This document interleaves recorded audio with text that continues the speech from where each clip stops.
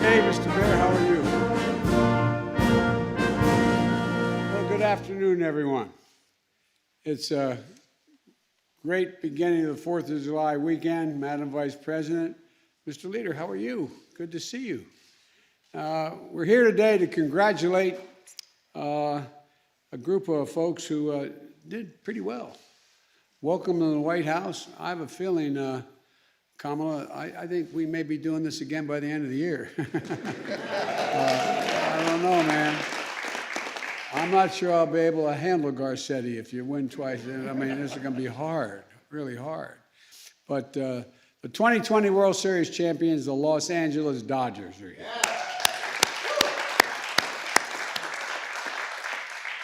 We're honored and thrilled they're here, and that goes for the Vice President, too. She's from California, you probably heard. I'm not going to mention which end of the state she's from right now and who she roots for, but is Doug here? I know he was. I thought he may.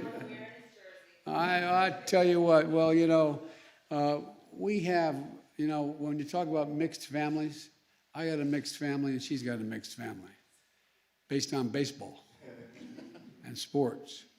I'm not going to mention that team in Northern California, in the San Francisco area. And I'm not going to mention that team in Philadelphia. My wife is a Philly girl from her belt buckle to her shoe soles. And if I root for anybody but the Phillies, I'll be sleeping in the Lincoln bedroom alone. But it's, sometimes, well, no, never. Right. But the Dodgers are a lot more than a baseball club. They really are. They're a pillar of American culture and American progress, and that's for real. The team that brought us the voice of Vin Scully and Sandy Koufax and Fernando Valenzuela, and I was talking with staff, and they said, I want to teach you how to pronounce that name. I said, I watched him pitch. But I'm only 37. But I wish, anyway, above all else, the heart of Jackie Robinson. Now you're building a new dynasty for a new generation. And I've often said that it's never a good idea to bet against the American people. I tell that to every world leader I encounter. Well, now we know it's never a good idea to bet against Mookie. And Mookie was a hell of a ball player, and the guy who used to love Mookie is my chief strategist, Mike Donlin. But he didn't want to talk to Mookie anymore. Mookie left Boston. And this is a Boston fan. So, I mean, there's nothing like dividing staffs based on baseball. But, folks, it's not a good idea to bet against Clayton either, or Cody. This is a world championship organization because they've got a team full of guys who stepped up when they were called upon, just stepped up. And it takes a team to finish with the best record in baseball to knock out the Brewers, the Padres, the Braves, the Rays, and win it all. And the Dodgers just didn't win. You finished with the highest winning percentage of any team since 1954. Think about that, the winningest ball club since 1954. It takes a team to persevere through one of the most challenging seasons, one of the most challenging years in our nation's history. In the pandemic, when it struck, it upended just about everything, every part of American life. Families were grieving for loved ones lost, the economy collapsed, and the pain and fear in the nation were immeasurable. And when the season began, it was easy to feel like they had bigger things to worry about than just sports. And of course we did, and we still do, but I think what we discovered is that we need sports more than we ever realized. We see it now as fans return to ballparks and arenas all across the country, cheering on their favorite players and teams, sharing that sense of community and pride. It's a uniting feature, as I said to you guys in the other room. And when we go through a crisis, very often, sports brings us together to heal, to help us feel like things are going to be okay. They're going to get better.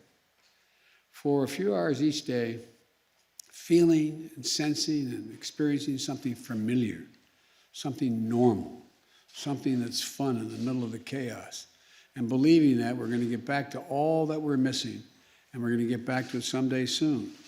So today, we celebrate your incredible achievement. We celebrate the great work you do on and off the field, in the community, and on childhood literacy, preventing bullying, and so much more. For the way this team is built, and from the way it's built, I suspect we have many of you, as I said, maybe back visiting soon.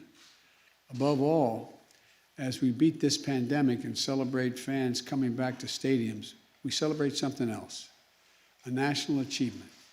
We came together as fellow Americans, frontline workers, friends, families, neighbors, looking out for one another. And Dodger Stadium was the heart of that effort. I want to thank the ownership for that. The heart of the effort. Administering more than 1 million COVID tests at the stadium and getting nearly 500,000 vaccine doses in people's arms. Dodgers also helped us come together by being the first team in baseball to make their stadium available to voting as distance outdoor vote centers during the last election. So not only does Dodger Stadium host world champions, it helps save lives and strengthen our democracy as well. Together as a nation, we've proved that it truly is never a good bet to bet against America. America's back, and the Dodgers are back. So congratulations to all of you, and the best of luck the rest of the season. May God bless you all, and may God protect our troops. Thank you.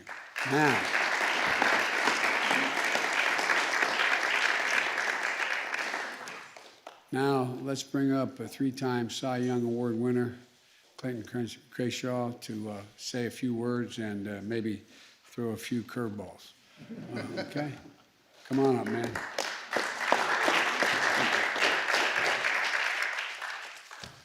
Hi, everybody.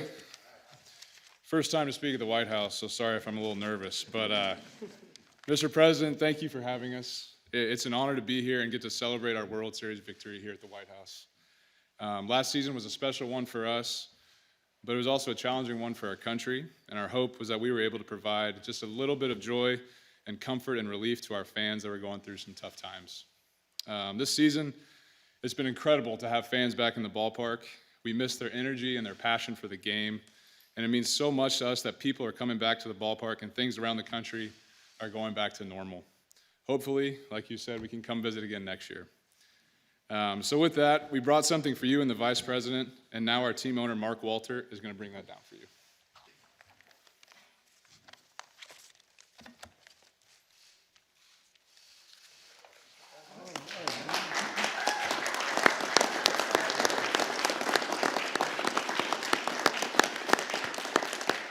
I want to show you I'm a man of courage.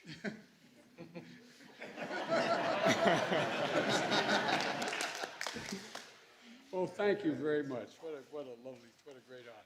Thank you.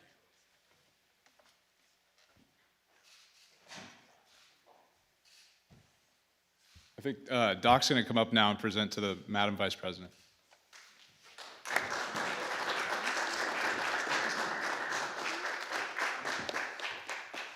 Madam Vice President, this is your jersey. Indeed it is. There you go.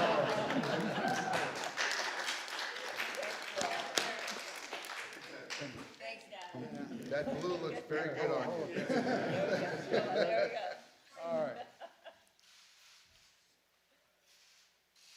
Okay.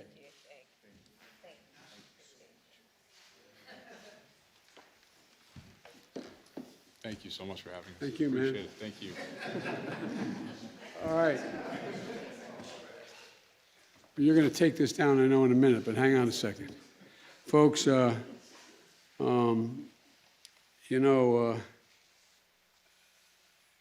think even the Americans who aren't baseball fans, there's an awful lot of baseball metaphors, and an awful lot of it creeps into every part of our language and our culture.